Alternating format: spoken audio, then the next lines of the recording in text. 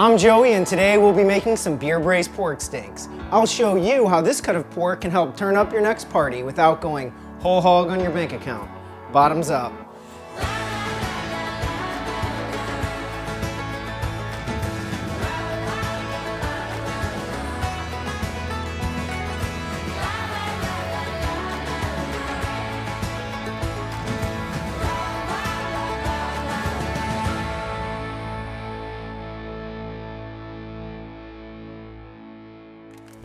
Hey everybody, just like I said, beer braised pork steaks will make a great addition to your next party, family meal, or just because you want something delicious.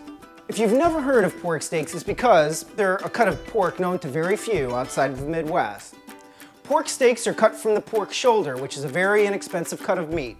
And typically, pork shoulder is used for pulled pork. The pork shoulder can be very confusing because there's many different cuts that come from the shoulder, and some of the same cuts actually have different names.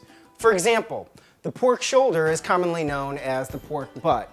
Now, I don't know about you, but I find it a little bit confusing that the pork butt actually comes from the shoulder. Another example is the picnic roast, which is very similar to the butt, but the picnic roast is also known as the cali. And to make it even more confusing, sometimes you'll see the word Boston appear in front of butt, roast, or shoulder. What I'm trying to say is that there's many different cuts that come from the pork shoulder, but all you need to know is they can all be cut into pork steaks. Most pork steaks are cut about a ½ inch thick or greater and have the bone in. Now, pork steaks can be cooked many different ways, but they cannot be cooked quickly. They need to be cooked low and slow to help break down the muscle and the fat. So today we'll be braising these, which will make the meat so tender it should fall right off the bone. When braising pork steaks, we just need to lightly season them with a little bit of salt and pepper. They're really going to pick up most of their flavor from the braising process itself. Now that this is done, we're going to take these to the grill for a quick sear. Braising is a two-step process. First, we're going to sear these on the grill before we put them in the oven. So first, you want to get your meat heater nice and hot. This sucker's been out here for about 10 minutes heating up. And we're just going to drop these pork steaks on for about a minute or two per side. Just enough to get some excellent sear marks, which will help keep the meat together as it braises. Can you hear that at home? Can you hear these steaks sear? That is the sound of tasty.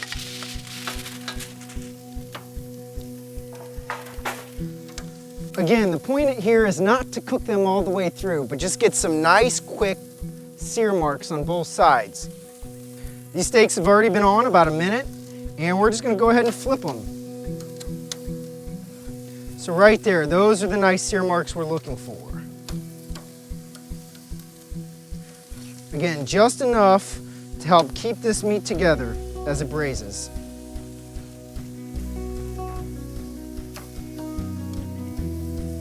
We'll leave them here for about 2 more minutes, then we'll take them inside. These have been cooking for about 2 minutes on this side, so we're going to pull them off, take them inside, and finish the job.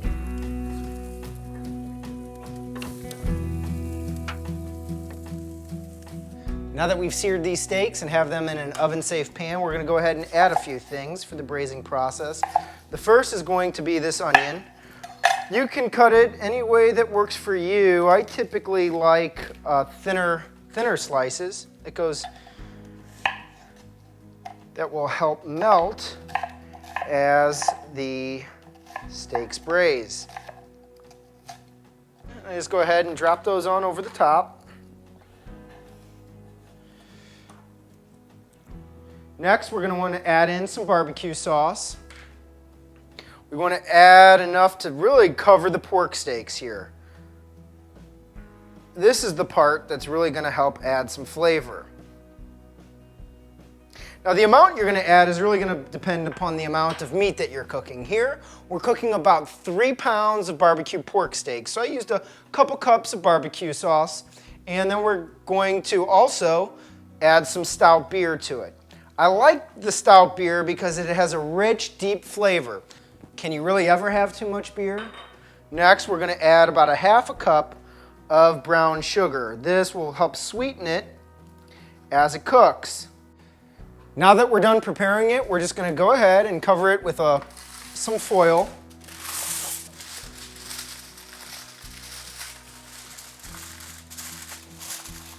Now that the meat is covered, we're gonna go ahead and place this in the oven at about 225 degrees for 3 or 4 hours. The exact cooking time will really depend upon the thickness of your steaks. These steaks are cut about a ½ inch thick.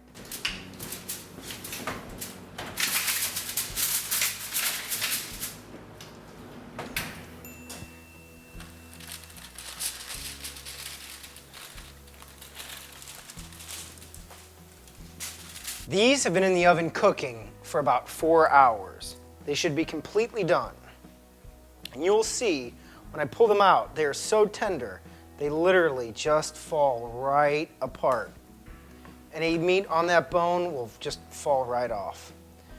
These are incredibly delicious. Now, as you will see, the thick fat that previously permeated the muscle has been completely rendered. And this is just so nice, juicy, and tasty. Also, with these, there's no need to slave over the grill all day. You can sear them the night before, put them in the refrigerator, and then braise them in the oven the very next day. Then you'll hit your guests with a big dose of so good. Our motto at Red Meat Lover is any cut of meat, any type of heat, and that reflects our belief that there are many, many right ways to cook and prepare meat. We would love your feedback in the comments below or to Joey at redmeatlover.com.